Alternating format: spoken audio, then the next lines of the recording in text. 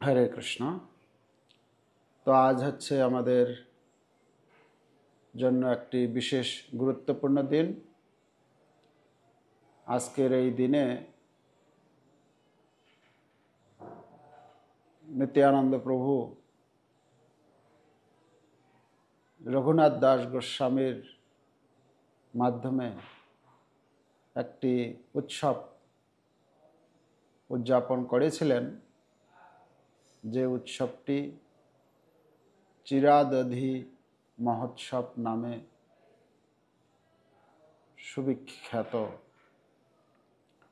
আজকের এই দিনে ইস্কনের সারা পৃথিবীতে যত ভক্তবৃন্দ রয়েছেন, যত মন্দির সেন্টার রয়েছে, সর্বত্রই তারা এই নিত্যানন্দ প্রভুর যে দণ্ড প্রদান করেছিলেন রঘুনাথ দাস গোস্বামীকে, সেই দণ্ড মহোৎসব বাড়িতে সকলেই তারা পালন করেন। আর এই উৎসবটি পালন করার জন্য কোনো এক্সট্রা কিছু আপনাকে ব্যয়বহুল নয়। ঘরের যে সমস্ত বস্তু রয়েছে, গাছে আম রয়েছে, কাঁঠাল রয়েছে, বাড়িতে দুধ, দই আর চিরা, এই দিয়ে এই উৎসব পালন করেছিলেন। তো এই উৎসবটি লোকপ্রিয়, সকলেই এই উৎসবে অংশগ্রহণ করে। তারা আজকের দিনে রঘুনাথ দাস গোস্বামী এবং শ্রী নিত্যানন্দ প্রভু যে রঘুনাথ দাস গোস্বামীকে কৃপা করেছিলেন, সেই কৃপার ভক্ত বাৎসল্যতা স্মরণ করে তারা আনন্দ উপভোগ করেন। তো আমরা শ্রী চৈতন্য চরিতামৃত গ্রন্থ থেকে অধ্যয়ন করব একটু। শ্রী চৈতন্য চরিতামৃতের অন্তলীলা ৬ষ্ঠ অধ্যায়ের এই নিত্যানন্দ প্রভু কিভাবে রঘুনাথ দাস গোস্বামী তিনি ঘর থেকে বেরিয়ে যাওয়ার জন্য, নিত্যানন্দ মহাপ্রভুর কাছে যাওয়ার জন্য কতবার প্রয়াস করেছিলেন, সেই কথা আলোচনা করা হয়েছে। তো শ্রীকৃষ্ণ দাস কবিরাজ গোস্বামীর লিখিত চৈতন্য চরিতামৃত থেকে আমরা পাঠ করব। কৃপা গুণৈর্যা কুগৃহান্ধকূপা দদৃত্য ভঙ্গ্যা রঘুনাথ দাসম ন্যস্য স্বরূপে বিদধেন্তরঙ্গম শ্রীকৃষ্ণ চৈতন্যমমুং প্রপদ্যে। যিনি কৃপারূপ রজ্জুর দ্বারা গৃহান্ধকূপ থেকে কৌশলে রঘুনাথ দাসকে উদ্ধার করে স্বরূপ দামোদরের কাছে অর্পণ করে তাকে অন্তরঙ্গ ভক্ত করেছিলেন, সেই শ্রীকৃষ্ণ চৈতন্য মহাপ্রভুর চরণে আমি প্রপন্ন হই। জয় জয় শ্রী চৈতন্য জয় নিত্যানন্দ জয় অদ্বৈত চন্দ্র জয় গৌরভক্ত বৃন্দ। এই মত গৌরচন্দ্র ভক্তগণ সঙ্গে নীলাচলে নানা লীলা করে নানা রঙ্গে। যদ্যপি অন্তরে কৃষ্ণ বিয়োগ বাধায়ে বাহিরে না প্রকাশায় ভক্ত দুঃখ ভয়ে। উৎকট বিরহ দুঃখ যবে বাহিরায় তবে যে বৈকল্য প্রভুর বর্ণনা না যায়। রামানন্দের কৃষ্ণ কথা স্বরূপের গান বিরহ বেদনায় প্রভুর রাখয়ে পরাণ। দিনে প্রভু নানা রঙ্গে নানা সঙ্গে হয় অন্য মন, রাত্রিকালে বাড়ে প্রভুর বিরহ বেদন। তার সুখ হেতু সঙ্গে রহে দুই জনা কৃষ্ণ রস শ্লোক গীতে করেন সান্ত্বনা। সুবল জয়ছে পূর্বে কৃষ্ণ সুখের সহায়, গৌর সুখ দান হেতু তৈছে রাম রায়। পূর্বে জয়ছে রাধার ললিতা সহায় প্রধান, তৈছে স্বরূপ গোসাই রাখে মহাপ্রভুর প্রাণ। এই দুই জনার সৌভাগ্য কখনো না যায়, প্রভুর অন্তরঙ্গ বলি যারে লোকে গায়। এই মতো বিহারে গৌর লইয়া ভক্তগণ, রঘুনাথ মিলিল এবে শুনো ভক্তগণ। তো এখানে বর্ণনা করা হলো যে কিভাবে শ্রী চৈতন্য মহাপ্রভু সন্ন্যাস গ্রহণ করার পর তিনি জগন্নাথপুরীতে অবস্থান করছেন, আর তিনি রাত্রি দিনে কৃষ্ণ লীলায় কৃষ্ণ প্রেমে মত্ত হয়ে তিনি তার প্রেম প্রকাশ করছেন। আর দুইজন তার যে অন্তরঙ্গ সঙ্গী, যাদের কথা বলা হচ্ছে রামানন্দ রায় এবং স্বরূপ দামোদর। রামানন্দ রায় আর এই স্বরূপ দামোদর দুই প্রভু মহাপ্রভুকে প্রবোধ দিয়ে সান্ত্বনা দিয়ে ধৈর্য ধরাতেন। কৃষ্ণ প্রেমে মহাপ্রভু পাগল। তো উদাহরণ দেওয়া হয়েছে, ঠিক যেরকম সুবল কৃষ্ণ যখন রাধারানীর বিরহে অস্থির হয়ে পড়তেন, তখন সুবল সখা কৃষ্ণকে সান্ত্বনা প্রদান করতেন এবং রাধারানীর সঙ্গে কিভাবে মিলন করানো যায় সেই উপায় উদ্ভাবন করতেন। আর অপর দিকে শ্রীমতী রাধারানী যখন কৃষ্ণের প্রতি কৃষ্ণের সঙ্গে মিলিত হওয়ার জন্য আকুল ব্যাকুল হয়ে উঠতেন, তখন ললিতা সখী তাকে প্রবোধ দিতেন এবং সেই ব্যবস্থা করতেন। ঠিক তেমনি এখানে শ্রী চৈতন্য মহাপ্রভুকে জগন্নাথপুরীতে রামানন্দ রায় এবং স্বরূপ দামোদর তারা দুজনেই মহাপ্রভুকে সঙ্গ প্রদান, কৃষ্ণলীলা কথা গান এবং কীর্তনের মাধ্যমে তাকে প্রবোধ দিতেন। তো এভাবে এক সময় কি হলো, মহাপ্রভু এইভাবে শ্রী চৈতন্য মহাপ্রভু তার ভক্তদের নিয়ে লীলাবিলাস করেছিলেন। হে ভক্তগণ, এখন আপনারা মহাপ্রভুর সঙ্গে রঘুনাথ দাসের মিলনের কাহিনী শ্রবণ করুন। তো এখন কৃষ্ণদাস কবিরাজ গোস্বামী বলছেন মহাপ্রভু এভাবে ছিলেন, এবারে রঘুনাথ দাস গোস্বামীর সঙ্গে কীভাবে মিলন হলো সেই কথা বলছেন। পূর্বে শান্তিপুরে রঘুনাথ যবে আইলা, মহাপ্রভু কৃপা করি তারে শিখাইলা। প্রভুর শিক্ষাতে তেহ নিজ ঘরে যায়, মর্কট বৈরাগ্য ছাড়ি হইলা বিষয়ী প্রায়। ভিতরে বৈরাগ্য বাহিরে করে সর্বকর্ম, দেখিয়া তো মাতা পিতার আনন্দিত মন। মথুরা হইতে প্রভু আইলা বার্তা যবে পাইলা, প্রভু পাশ চলিবারে উদ্যোগ করিলা। হেনকালে মুলুকের এক ম্লেচ্ছ অধিকারী, সপ্তগ্রাম মুলুকের সে হয় চৌধুরী। তো এখানে বর্ণনা করা হচ্ছে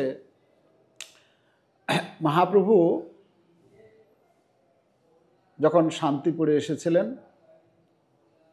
তখন মহাপ্রভুর সঙ্গে সাক্ষাৎ করার জন্য মহাপ্রভুর দর্শন লাভের আশায় তিনি শান্তিপুরে এসেছিলেন এবং রঘুনাথ দাস গোস্বামীর কৃষ্ণ প্রেম, তার যে বিষয় বৈরাগ্য এতটাই তীব্র হয়েছিল, তিনি সবসময় চিন্তা করছেন কি করে আমি গৃহ ত্যাগ করে মহাপ্রভুর কাছে চলে যাই।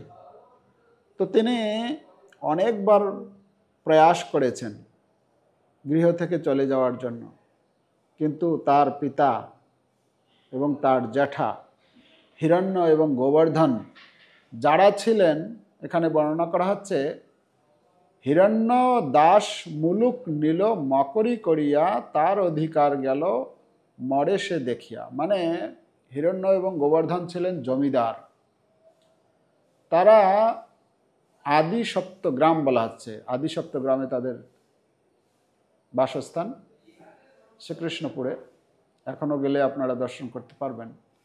তো তারা সেই এলাকার তখনকার দিনে যে নবাব ছিলেন, নবাব হোসেন শাহ, গৌড়ে, গৌড়ে মানে হচ্ছে রামকেলি, সেখানে রাজধানী।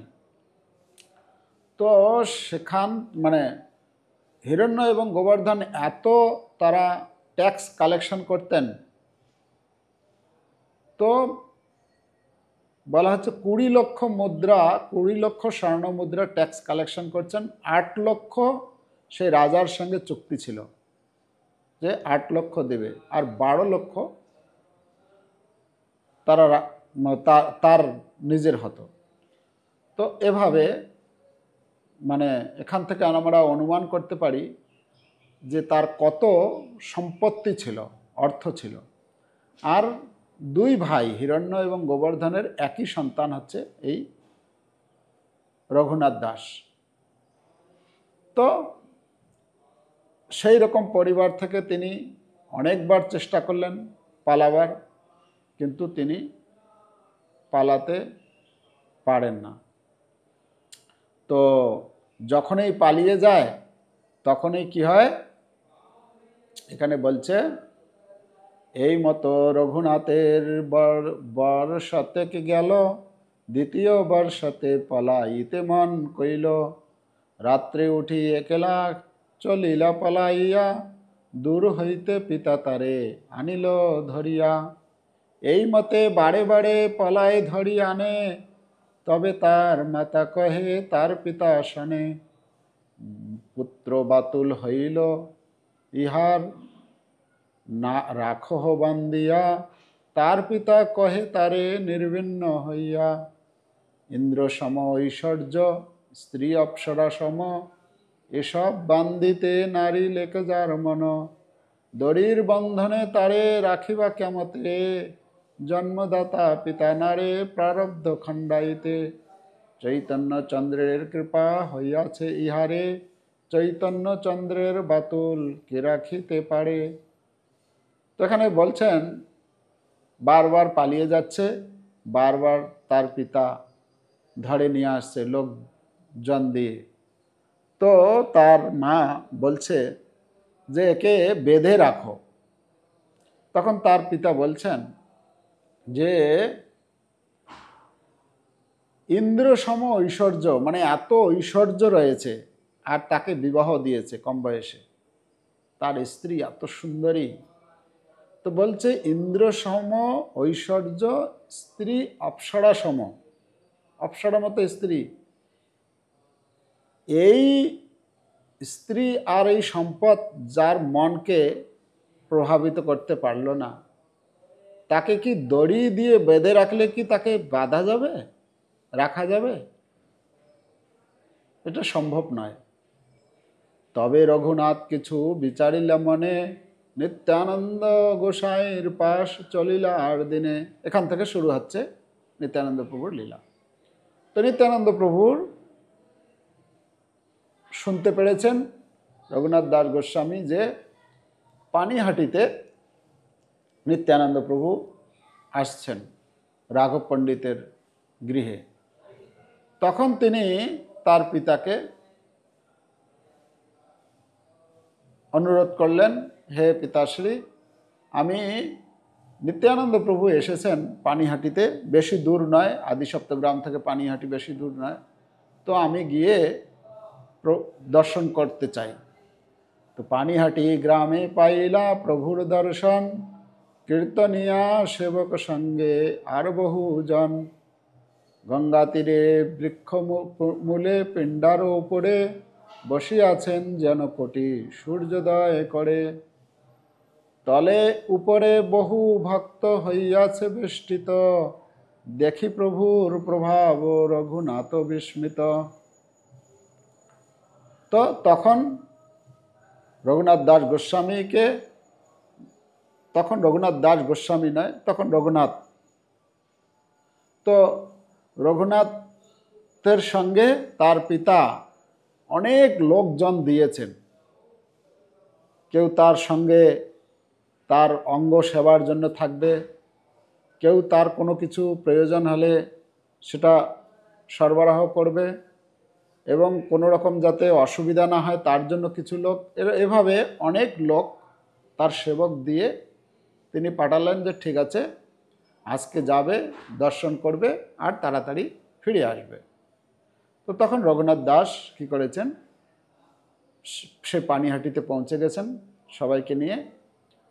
তো যখন ওখানে পৌঁছেছেন তখন দেখছেন নিত্যানন্দ প্রভু একটি গঙ্গার তীরে বটবৃক্ষের নিচে চবুতরার মতো সেখানে বসে আছেন। কী রকম বসে আছেন বলা হচ্ছে, ঠিক যেন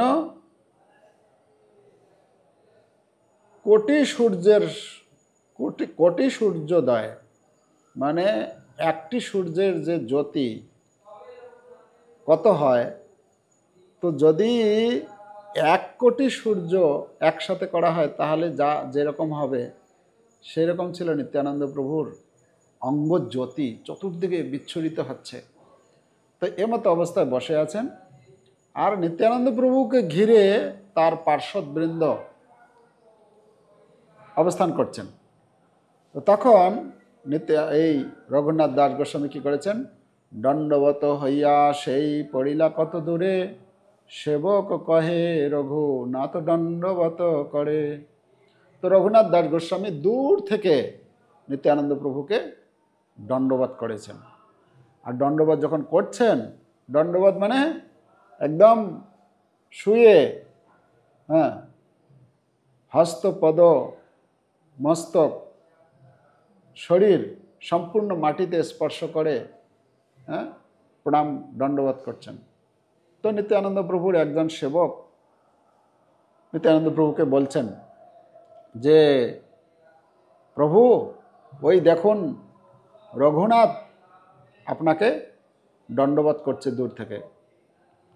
তো শুনি প্রভু কহে চোরা দিলি দর্শন, আয় আয় আয় আজি তোর করিমু দণ্ডন। নিত্যানন্দ প্রভু তা শুনে বলছেন, ওরে চোর, এতদিনে তুই দর্শন দিলি, আয় আয়, আজ আমি তোমাকে দণ্ড দেব, তো দণ্ড প্রদান করব। প্রভু বলে, তেহ নিকটে না করে গমন, আকর্ষিয়া তার মাথে প্রভু ধরিলা চরণ। তো রঘুনাথ দাস গোস্বামী নিত্যানন্দ প্রভুর কাছে আসছেন না। নিত্যানন্দ প্রভু যখন ডাকছেন তখন নিত্যানন্দ প্রভু কী করেছেন, তাকে জোর করে ধরেছেন, ধরে এনে তার মাথায়, হ্যাঁ, নিত্যানন্দ প্রভু তার পাদপদ্ম স্থাপন করেছেন। হ্যাঁ, চিন্তা করুন, এইরকম কৃপা যদি হয়, ভগবান নিত্যানন্দ তিনি স্বয়ং জোর করে তাকে টেনে এনে তার মস্তকে তার পাদপদ্ম স্থাপন করছে। যে পাদপদ্ম, হ্যাঁ, ব্রহ্মা শিব আদি ধ্যানে নাহি পায়, তারা পায় না। যে নিত্যানন্দ প্রভুর চরণ সম্বন্ধে বলা হচ্ছে, নিতাই পদকমল কোটি চন্দ্র সুশীতল, যে ছায়ায় জগৎ জুড়ায়, সেই চরণ পদ্ম, হ্যাঁ, রঘুনাথ দাস গোস্বামীর মস্তকে প্রভু অর্পণ করেছেন। বলছেন, কৌতুকী নিত্যানন্দ সহজে দয়াময়, রঘুনাথে কহে কিছু হইয়া সদয়, নিকটে না আইস চোরা ভাগ দূরে দূরে, আজি লাখ পাইয়াছি দণ্ডিমু তোমারে, দধিচিরা ভক্ষণ করাহ মোর গণে, শুনি আনন্দিত হইল রঘুনাথ মনে।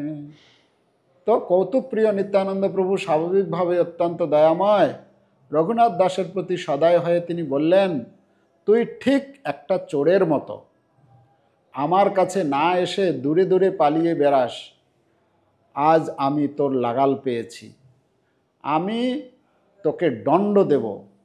আজ তোকে আমার নিজজনদের, মানে আমার যারা আছে সঙ্গসাথী পার্শ্বদবৃন্দ, তাদেরকে সকলকে দধি চিরা খাওয়াতে হবে, এটা হচ্ছে তোমার দণ্ড। সেই কথা শুনে নিত্যানন্দ রঘুনাথ দাস অত্যন্ত আনন্দিত হলেন। তিনি খুব আনন্দিত হলেন যে তিনি দণ্ড দিয়েছেন। নিত্যানন্দ প্রভু কি দণ্ড? না, নিত্যানন্দ প্রভুর সঙ্গে যে সমস্ত ভক্তবৃন্দ আছে তাদেরকে এই চিরা দধি প্রসাদ খাওয়াতে হবে। আচ্ছা, এখানে চোর বলা হচ্ছে। চোর কেন বলা হচ্ছে? চোর বলছেন কেন? না, চোর এই জন্য বলছেন, এই রঘুনাথ দাস গোস্বামী অনেকবার তিনি ঘর থেকে পালিয়ে মহাপ্রভুর কাছে যেতে চেয়েছেন। তো এখানে চোর বলার উদ্দেশ্য হচ্ছে, মহাপ্রভু হচ্ছে কার সম্পত্তি? মহাপ্রভু হচ্ছে নিত্যানন্দ প্রভুর সম্পত্তি। হ্যাঁ, হেন নিতাই বিনে ভাই রাধাকৃষ্ণ পাইতে নাই, দৃঢ় করি ধর নিতায়ের পায়। তো যদি আমরা মহাপ্রভুর কৃপা পেতে চাই, রাধাকৃষ্ণের কৃপা পেতে চাই, তাহলে আমাদের কি করতে হবে? নিত্যানন্দ প্রভুর কৃপার দরকার আছে। নিত্যানন্দ প্রভু হচ্ছেন আদি গুরু। তো গুরুদেবের কৃপা ব্যতীত আমরা সরাসরি ভগবত কৃপা লাভ করতে পারি না। তাই এখানে মহাপ্রভু যেহেতু নিত্যানন্দ প্রভু সম্পত্তি, তো সম্পত্তির মালিককে না জানিয়ে যদি সেই সম্পত্তিকে পাওয়ার চেষ্টা করা হয়, তাহলে সেটা চোরের কাজ হবে। তো এই জন্য নিত্যানন্দ প্রভু বলছেন, রে চোর, তুমি হচ্ছে চোর। কেন? নিত্যানন্দ প্রভুর আজ্ঞা বিনে মহাপ্রভুকে লাভ করতে চেয়েছে। আর আমরা দেখতে পাচ্ছি রঘুনাথ দাস গোস্বামী সফলও হয়নি। তো তাই বলছেন চোর। তো তারপরে বলছেন, তখন কি হয়েছে? এই রঘুনাথ দাস গোস্বামী তার সঙ্গে যে সমস্ত লোকজন বাবা পাঠিয়েছিলেন, তাদেরকে সেইখানে নিজ লোক পাঠাইলা গ্রামে, ভক্ষদ্রব্য লোক সব গ্রাম হইতে আনে। চিরাদধি দুগ্ধ সন্দেশ আর চিনি কলা, সব দ্রব্য আনাইয়া চৌদিকে ধরিলা। তখন তার সঙ্গে যে সমস্ত লোকজন গিয়েছিলেন, তারা সেই গ্রামে চলে গেলেন। গিয়ে কার বাড়িতে দধি, কারো বাড়িতে থেকে দুগ্ধ, কারো বাড়িতে সন্দেশ, চিনি, কলা ইত্যাদি দ্রব্য তারা সংগ্রহ করে নিয়ে এলেন। সংগ্রহ করে নিয়ে এলেন মানে শুধু চেয়ে নিয়ে আসেননি, যথার্থ মূল্য প্রদান করে সেই তাদের কাছ থেকে কিনে নিয়ে এসেছেন। হ্যাঁ, মহোৎসব নাম শুনি ব্রাহ্মণ সজ্জন, আসিতে লাগিল লোক অসংখ্য গণন। তো তখন এই মহোৎসব মানে এত পরিমাণে সেখানে চিরা, দই, আচ্ছা কি কি দিয়ে ব্রত পালন করবেন সেটা এখানে লিস্ট দিয়েছেন। চিরা, দধি, দুধ, সন্দেশ, চিনি, কলা আদি ইত্যাদি। ঠিক আছে? তো যখন এরকম সবাই যখন শুনছেন, ব্রাহ্মণগণ শুনছেন বা গ্রামের লোক শুনছেন যে এরকম সেখানে এই পানিহাটিতে গঙ্গার তীরে চিরাদধি মহোৎসব হচ্ছে, তখন সবাই চতুর্দিক থেকে আসতে শুরু করে দিয়েছেন। কত লোক এসেছেন? বলা হচ্ছে আসিতে লাগিল লোক অসংখ্য গণন, তার গণনা করা যায় না, এত লোক সেখানে পৌঁছে গেছেন। আর গ্রামান্তর হইতে সামগ্রী আনিল, 102 হল না তাহা আনাইল। তখন এক গ্রাম থেকে নিয়ে আসলো, পরের গ্রাম। তখনকার দিনে তো দুধ দই সকলের ঘরেই প্রায় ছিল। তো সকলের বাড়ি থেকে সেই দুধ দই ইত্যাদি সমস্ত কিছু তারা পয়সা দিয়ে তাদের কাছ থেকে নিয়ে আসছেন। এইভাবে লোক বাড়তে দেখে রঘুনাথ গোস্বামী অন্যান্য গ্রাম থেকে আরও সামগ্রী আনালেন এবং তিনি প্রায় 2-4 শতক গোল মাটির পাত্র হোলনা আনালেন। হোলনা মানে হচ্ছে বড় বড় পাত্র, বড় বড় মৃৎকণ্ডিকা আনাইল 5-7, এক বিপ্র প্রভু লাগি চিরা ভিজায় তাতে। মানে আগেকার দিনের আছে না সেই মানে মাটির যে সেই বড় বড় মাটি থেকে একদম পুরো মানে এক মানুষের মতো উঁচু এই ধরনের বড় বড় মাটির পাত্র এগুলো নিয়ে এসেছেন। আর তাতে কি করেছেন, তিনি 5-7টি বড় বড় মাটির পাত্র আনালেন এবং একজন ব্রাহ্মণ সেই পাত্রেতে চিরা ভিজাতে লাগলেন। এক স্থানে তো কিভাবে চিরাটা প্রস্তুত করেছেন, এক ঠাঁই তপ্ত দুগ্ধে চিরা ভিজাইয়া অর্ধেক ছানিল দধি চিনি কলা দিয়া। তো কি করেছেন, একটা পাত্রের মধ্যে গরম দুধ, ওই গরম দুধের মধ্যে চিরা ভিজিয়েছেন। এক স্থানে গরম দুধে চিরা ভিজিয়ে তার অর্ধেক দধি আর অর্ধেক দধি চিনি ও কলার সঙ্গে মিশিয়েছেন। তাহলে দধি চিনি আর কলা গরম দুধের সঙ্গে, সেটা একটা। আর অর্ধেক ঘনাবৃত দুগ্ধেতে ছানিল, আর অর্ধেক কি করেছেন, আরও দুধটাকে ঘন করেছে, ঘনাবৃত দুগ্ধ। সেই ঘন দুধের সঙ্গে কি করেছেন, চাঁপা কলা চিনি ঘৃত কর্পূর তাতে দিল, তার সঙ্গে চাঁপা কলা মিশিয়েছেন, চিনি আর ঘি এবং কর্পূর, এটা আলাদা একটা আইটেম হলো। তারপরে ধুতি পরি প্রভু যদি পিণ্ডারে বসিলা 7 কুণ্ডি বিপ্রতার আগেতে ধরিলা। তো নিত্যানন্দ প্রভু তখন কি করেছেন, নতুন ধুতি পরে এই পিণ্ডার উপরে মানে পিঁড়ির উপরে বসেছেন। তখন 7টি বড় বড় পাত্র, মাটির পাত্র ব্রাহ্মণ তার সামনে রাখলেন। তো পাত্রের মধ্যে করে সেই চিরা দধি সামনে দিয়েছেন।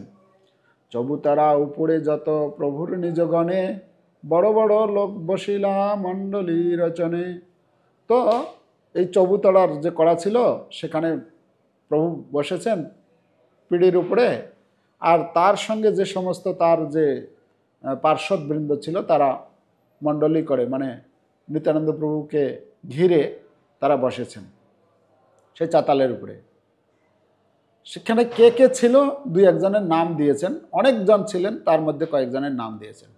রামদাস, সুন্দরানন্দ, দাস গদাধর, মুরারি কমলাকর, সদাশিব পুরন্দর, ধনঞ্জয় জগদীশ পরমেশ্বর দাস, মহেশ গৌরী দাস, হরকৃষ্ণ দাস, উদ্ধারণ দত্ত আদি যত নিজগণ, উপরে বসিলা সব কে করে গণন।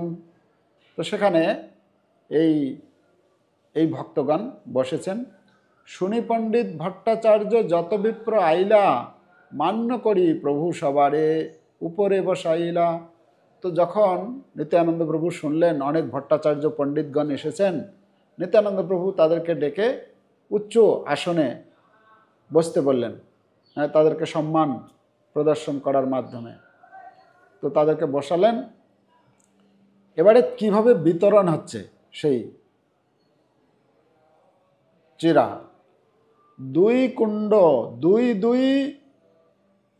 2 মৃৎকণ্ডিকা সবার আগে দিলা, একে দুগ্ধ চিরা আর দধি চিরা কইলা। তাহলে 2টা করে পাত্র দিয়েছে সবাইকে, একটা হাতে হচ্ছে দুগ্ধ চিরা আর একটাতে হচ্ছে দধি চিরা, ঠিক আছে। আর যত লোক সব চৌতারা তলানে মণ্ডলী বন্ধে বসিলা তার না হয় গণনে। তো যারা উপরে ছিলেন তাদেরকে দিয়েছেন। এরপরে নিচে যারা ছিলেন তার নিচে ওই চৌতারার নিচে তাদেরকে তারা গোল গোল গোল গোল করে বসেছে। হ্যাঁ, কিছু কিছু ভক্ত এরকম করে করে বসেছে। তো সবাইকে তাদেরকে, আর তাদের বলা হচ্ছে তাদের সংখ্যা গণনা করা যাচ্ছিল না, কত সংখ্যায় যে ছিল তারা।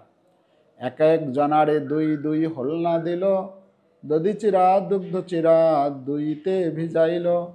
তো প্রত্যেককে দুইটা করে পাত্র দিয়েছে, একটাতে দধি চিরা আর একটাতে দুগ্ধ চিরা, এভাবে পরিবেশন করা হলো।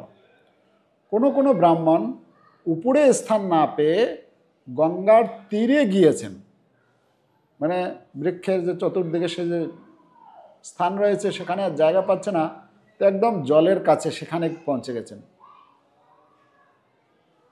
তীরে স্থান, কিছু জন তো সেই তীরেও স্থান পেল না, তীরে স্থান না পাইয়া আর কতজন জলে নামি চিরা দধি চিরা করয়ে ভক্ষণ। কেউ কেউ গঙ্গায় নেমে গেছে, ওখানে জায়গা পাচ্ছে না, ওখানে নেমে এই দধি চিরা আস্বাদন করছেন। কেউ উপরে বসিলেন, কেউ তলায় বসেছিলেন এবং কেউ গঙ্গার তীরে বসেছিলেন। 20 জন লোক এই 3 জায়গায় পরিবেশন করছিলেন। তো 20 জন লোক পরিবেশন করছেন সবাইকে। সেই সময় তো এই চলছিল এই লীলা, এই লীলা যখন চলছে, এই চিরা দধি আস্বাদন করছেন সকলে। আসলে তার আগে কি ঘটনা হয়েছে, এই নিত্যানন্দ প্রভু তো গিয়েছেন রাঘব পণ্ডিতের বাড়িতে। তো রাঘব পণ্ডিত প্রভু কি করেছেন, তার বাড়িতে রন্ধন কার্য চলছেন। রাঘব পণ্ডিতের যে রন্ধন, এরকম বর্ণনা করা হচ্ছে মহাপ্রভুকে সারা বছর এই রাঘবের বাড়ি থেকে বিভিন্ন আইটেম বানিয়ে পাঠাতেন, যেটা সারা বছর মহাপ্রভু গ্রহণ করতেন। রাঘব পণ্ডিতের এত ভক্তি এবং এত সুন্দর সুন্দর পদ তিনি রন্ধন করতে পারতেন। রাঘব পণ্ডিত এবং তার বোন, তারা সব সময়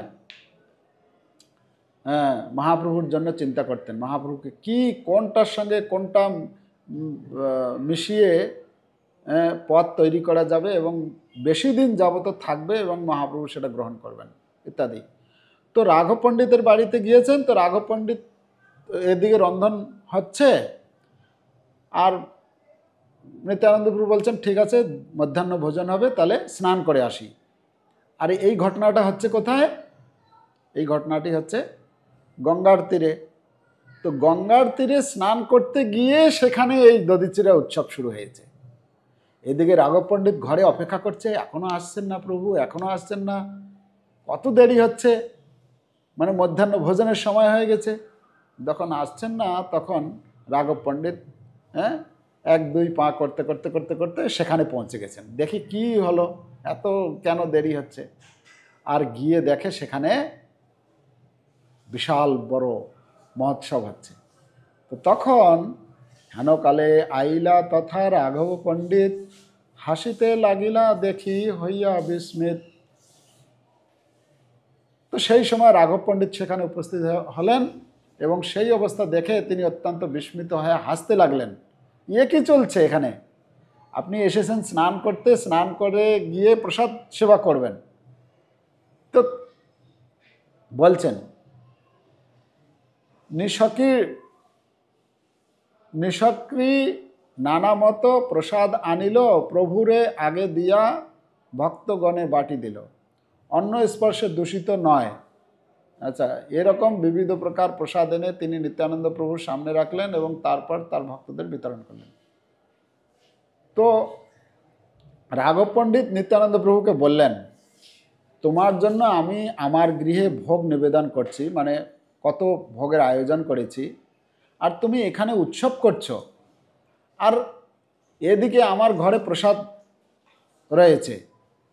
তো তখন নিত্যানন্দ প্রভু বলছেন, মানে এটা বলছেন যে ওইখানে তো কত কিছু অন্ন ব্যঞ্জন আদি প্রস্তুত করা হয়েছে, আর আপনি এখানে ভোজন করছেন, তাহলে সেখানে কি হবে সেই প্রসাদ। তখন নিত্যানন্দ প্রভু বলছেন, তুমি চিন্তা করো না, প্রভু কয়ে এ দ্রব্য দিনে করিয়ে ভোজন, রাত্রে তোমার ঘরে প্রসাদ করিমু ভক্ষণ। তো বলছেন তোমার চিন্তা নেই, এটা আমরা দিনের বেলা এই চিরাদধি এই মহোৎসব যে করছি এটা আমরা দিনের বেলা পাই, আর রাত্রিবেলা তোমার তোমার ঘরে যে রন্ধন হচ্ছে, তোমার ঘরে যে প্রস্তুত হচ্ছে, সেটা আমরা রাত্রিবেলা গ্রহণ করব। আর নিত্যানন্দ প্রভু বলছেন আসলে কি, আসলে হচ্ছে জাতিতে আমি গোপ, এবং তাই গোপেদের সঙ্গে নিয়ে এইভাবে নদীর তীরে পুলিন ভোজন করতে আমার খুব ভালো আনন্দ লাগে। হ্যাঁ, মানে নিত্যানন্দ প্রভুর মনে পড়েছে সেই বৃন্দাবনের যে সেই গোপ যমুনার তীরে সেখানে যে পুলিন ভোজন, তার কথা মনে পড়েছে। আর তিনি সেই কথা বলছেন, গোপজাতি আমি বহু গোপগণ সঙ্গে, আমি সুখ পাই এই পুলিন ভোজন রঙ্গে। তো এভাবে রাঘব পণ্ডিতকেও সেই চিরাদধি দেওয়া হলো। তো তখন সবার কাছে পৌঁছে গেছে, এখনো খাওয়া শুরু হয়নি, আগে বলছিলাম একবার, তো খাওয়া শুরু হয়নি। তখন নিত্যানন্দ প্রভু, কেন নিত্যানন্দ প্রভু যতক্ষণ গ্রহণ না করছেন ততক্ষণ পর্যন্ত কেউ খাবেন না। তো এটা হচ্ছে বৈষ্ণব শিষ্টাচার, যে যতক্ষণ পর্যন্ত সিনিয়র গ্রহণ না করে ততক্ষণ পর্যন্ত গ্রহণ করতে নেই। তো নিত্যানন্দ প্রভু গ্রহণ করছেন না, সবাই পেয়েছেন, হাতে ধরে প্রস্তুত। তখন নিত্যানন্দ প্রভু কী করেছেন, মহাপ্রভুর ধ্যান করতে শুরু করেছেন। তো মহাপ্রভুর ধ্যান করলে তখন নিত্যানন্দ প্রভুর কাছে ওখানে মহাপ্রভু পৌঁছে গেছেন। তো মহাপ্রভু যখন পৌঁছে গেছেন, নিত্যানন্দ প্রভু সব জায়গায়, সবাই যে বসেছে চতুর্দিকে উঠে তিনি ঘুরে ঘুরে দেখছেন সবাইকে, সবাই পেয়েছে কি না, কীরকম কি। তো প্রতিটি পাত্র থেকে তখন নিত্যানন্দ প্রভু কী করেছেন, এক এক গ্রাস তুলছেন, তুলে নিয়ে কি করছেন, এই মহাপ্রভুর মুখে দিচ্ছেন, আর মহাপ্রভু সেটা গ্রহণ করছেন। সবার পাতা থেকে মহাপ্রভু নিত্যানন্দ প্রভু তুলছেন এক এক গ্রাস করে, আর মহাপ্রভুর মুখে দিচ্ছেন। হাসি মহাপ্রভু আর এক গ্রাস লইয়া তার মুখে দিয়া খাওয়ায় হাসিয়া হাসিয়া। তো তখন শ্রী চৈতন্য মহাপ্রভু মৃদু হেসে এক গ্রাস চিরা তুলে নিত্যানন্দ প্রভুর মুখে দিতে লাগলেন, এবং হাসতে হাসতে তাকে তা খাওয়াতে লাগলেন। এভাবে নিত্যানন্দ প্রভু এবং মহাপ্রভু দুজনেই এই লীলা চলছে, কিন্তু মহাপ্রভু যে এসেছেন সেটা অন্য ভক্তরা দেখতে পাচ্ছেন না। সবাই নিত্যানন্দ প্রভুকে দেখছেন, যে নিত্যানন্দ প্রভু এরকম কি চতুর্দিকে পর্যবেক্ষণ করছেন শুধু, আর এরকম সবার পাতা থেকে তুলছেন, কিন্তু বুঝতে পাচ্ছেন না যে কার সঙ্গে তার সঙ্গে আর কেউ আছেন কিনা। তবে হাসি নিত্যানন্দ। তো তখন সমস্ত ভক্তরা বলছেন, হে প্রভু, আপনি প্লিজ আপনি বসুন আর সেবা চিরাদধি গ্রহণ করুন। কেন আপনি যতক্ষণ পর্যন্ত গ্রহণ না করছেন ততক্ষণ পর্যন্ত অন্য কেউ গ্রহণ করবেন না। তো কি করিয়া বেড়ায় ইহা কেহ নাহি জানে, মহাপ্রভুর দর্শন পায় কোনো ভাগ্যবানে। কোনো ভাগ্যবান বলছে এই মহাপ্রভুকে দর্শন পেয়েছিলেন, মহাপ্রভু সেখানে পৌঁছেছেন। তবে হাসি নিত্যানন্দ বসিলা আসনে, চারিকুণ্ডি আরোয়া চিরা রাখিলা ডাহিনে। আসন দিয়া মহাপ্রভুরে তাহা বসাইল, দুই ভাই তবে চিরা খাইতে লাগিল। তখন নিত্যানন্দপুর পাশে আর একটি আসন দিয়েছেন, যেখানে এই 4টে পাত্র দেয়া হয়েছে, সেখানে দুই ভাই তখন এই চিরাদধি গ্রহণ করছেন। আজ্ঞা দিলা হরি বলি করহ ভোজন, হরি হরি ধ্বনি উঠি ভরিল ভুবন। হরি বল হরি বল, হরি হরি বলি বৈষ্ণব করায় ভোজন, পুলিন ভোজন সবার হইল স্মরণ। তো এখানে নিত্যানন্দ প্রভু তখন বললেন যে হরি বল, এবারে সবাই আপনারা ভোজন করুন। যখন বলেছেন তখন সবাই হরি হরি বলতে বলতে সেই চিরাদধি গ্রহণ করতে শুরু করলেন। তো শ্রী চৈতন্য মহাপ্রভু, নিত্যানন্দ প্রভু অত্যন্ত কৃপালু ও উদার। রঘুনাথ দাসের পরম সৌভাগ্যের ফলে তারা তার কাছ থেকে এত কিছু গ্রহণ করলেন। নিত্যানন্দ প্রভাব কিবা জানিবে কোনজন, মহাপ্রভু আনি করায় পুলিন ভোজন। শ্রীরামদাস আদি গোপ প্রেমাবিষ্ট হইলা, গঙ্গা তীরে যমুনা পুলিন জ্ঞান হইলা। মহোৎসব শুনি পশাড়ি, নানা গ্রাম হইতে চিরাদধি সন্দেশ কলা আনিল বেচিতে। তখন এরকম যখন চলছে, তখন অনেক যে যারা দুধ দইয়ের ব্যবসা করে তারা তখন বিভিন্ন গ্রাম থেকে সেসব ওখানে নিয়ে আসছে। আর রঘুনাথ দাস গোস্বামীর যে সমস্ত লোকজন ছিল তাদের কাছ থেকে কিনে তাদেরকে বলছে তোমরা বসো, বসে মানে তাদের কাছ থেকে কিনে তাদেরকেই খাওয়াচ্ছে। তো ভোজন করি নিত্যানন্দ আসমান করিল, চারিকুণ্ডির অবশেষে রঘুনাথে দিল। তারপরে যখন নিত্যানন্দপুর গ্রহণ করার পর সেই অবশিষ্ট যেটা ছিল সেটা তিনি নিজে হাতে রঘুনাথ দাস গোস্বামীকে সেই মহাপ্রসাদ দিলেন। তো এভাবে এই চিরাদধি মহোৎসব সেখানে উদযাপিত হলো। সেখানে আর পরবর্তীতে বর্ণনা করা হয়েছে, তারপরে প্রসাদ ভোজন কমপ্লিট হয়ে গেলে মাল্য অর্পণ, চন্দন আদি অর্পণ, তাম্বুল আদি সবাইকে কিভাবে দিলেন এবং যে সমস্ত বৈষ্ণবেরা সেখানে এসেছিলেন তাদেরকে প্রত্যেকেই দক্ষিণা প্রদান করেছেন। তো কাকে কত দক্ষিণা দিতে হবে, তো রঘুনাথ দাস গোস্বামী এই দায়িত্বটা রাঘব পণ্ডিতকে দিলেন যে আপনি জানেন কে সিনিয়র কে জুনিয়র বা কে ভক্ত অভক্ত, তো আপনি এই দক্ষিণা সবাইকে বন্টন করুন। তো এইভাবে তারপরে নিত্যানন্দ প্রভু রাঘব পণ্ডিতের বাড়িতে চলে গেলেন। সেখানে নৃত্য কীর্তন শুরু হলো। সব ভক্ত নাচাইয়া নিত্যানন্দ রায়, শেষে নৃত্য করে প্রেমে জগত ভাষায়। নিত্যানন্দ প্রভু, হ্যাঁ, মহাপ্রভু নিত্যানন্দ প্রভুর নর্তনে সর্বদাই অবস্থান করেন। বলা হচ্ছে রাঘব ভবনে মহাপ্রভু 4টে জায়গায় থাকেন। একটা হচ্ছে নিত্যানন্দর নর্তনে, রাঘব ভবনে, সচির অঙ্গনে, আর কোথায় আর একটা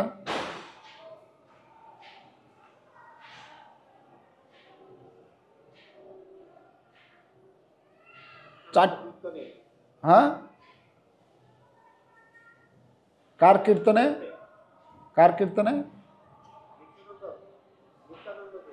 নিত্যানন্দপুর কীর্তনে, তো শ্রীবাস অঙ্গনে,